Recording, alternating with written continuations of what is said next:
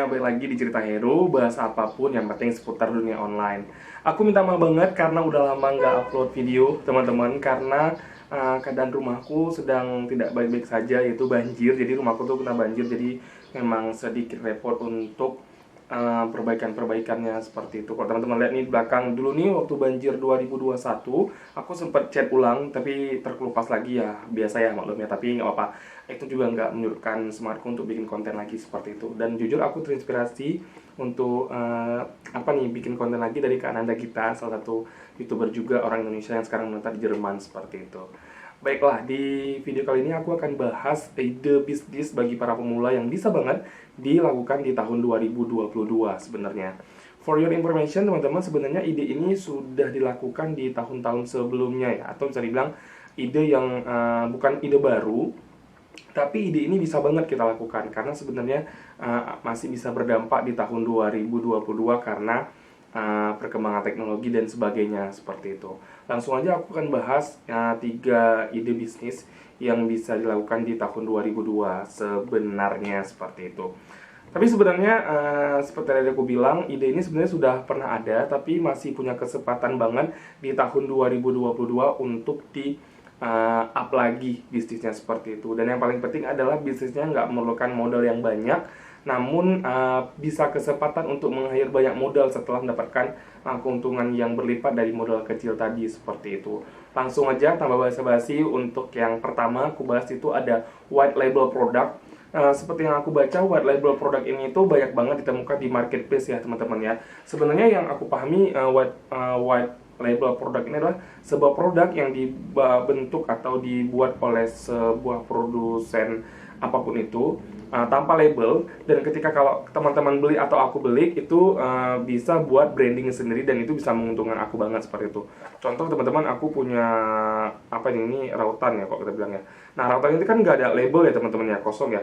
Nah, kalau kita beli dengan harga utama itu 2000 dan aku letakkan labelku sini, ini bisa menjadi harga lebih mahal dan cukup fantastik teman-teman seperti itu. Dan yang paling penting adalah produknya itu memang didesain untuk para reseller. Jadi buat teman-teman yang memang berjualan produksi white label produk ini, itu bisa banget untuk bikin rebranding ulang terkait si produknya supaya bisa lebih mahal. Misalkan teman-teman beli 30.000, kalau teman-teman rebranding itu bisa jadi 130 atau bisa lebih dan bahkan seperti itu. Contoh white label produk itu seperti kaos ya, tote bag, mungkin ada gift itu dan boneka. Nah, kayak sekarang kan banyak banget ya kaos oblong yang bisa dibuat, dan teman-teman bisa buat cantumin label teman-teman sendiri untuk bisa mengesahkan kalau produk itu tuh punya teman-teman dan memang khasnya teman-teman seperti itu. Atau tote bag yang teman-teman beli aja, jadi nanti teman-teman sablon atau teman-teman bikin kreasi baru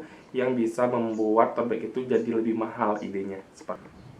Nah, yang kedua ada yang namanya tuh freelance ya teman-teman. Jadi kalau freelance tuh banyak banget ya, tapi di sini ada peningkatan namanya freelance menjadi agensi. Jadi freelance yang awalnya itu bergerak sendiri bisa teman-teman lakukan untuk berubah menjadi agensi teman-teman.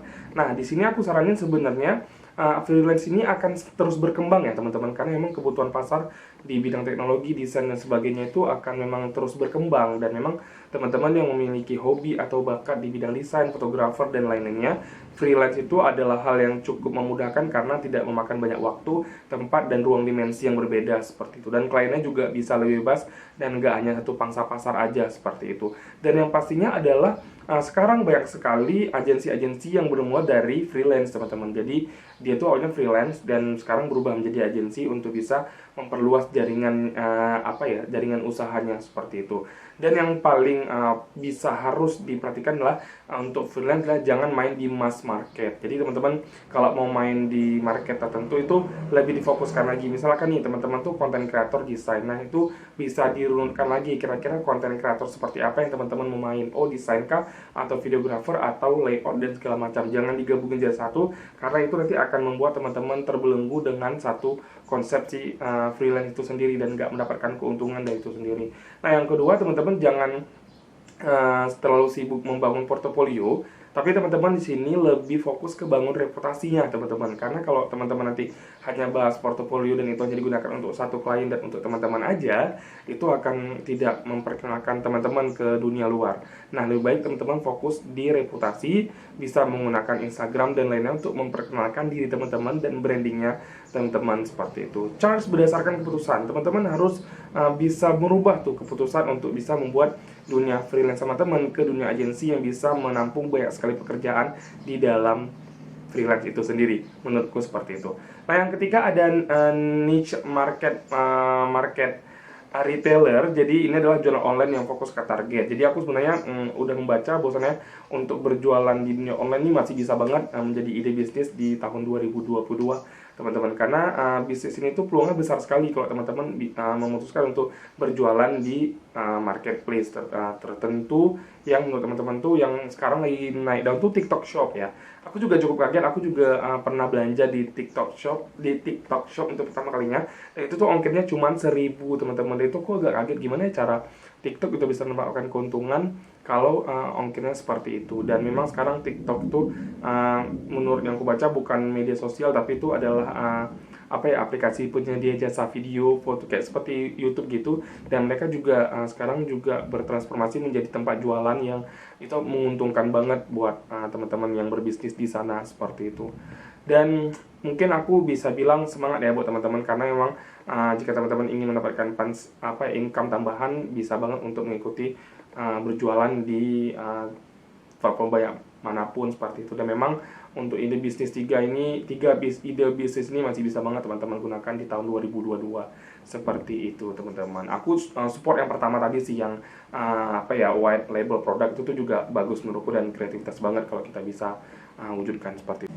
Nah, mungkin segitu aja dulu teman-teman video aku tentang 3 ide bisnis yang bisa teman-teman lakukan di tahun 2022. Mohon maaf kalau ada kesalahan kata dan ngeblur kameranya, mohon maaf karena ini memang setangan kameranya seperti ini.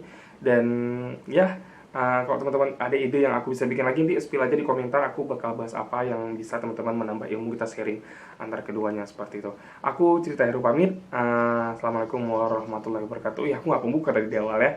Kita ketemu lagi di next video. Dadah.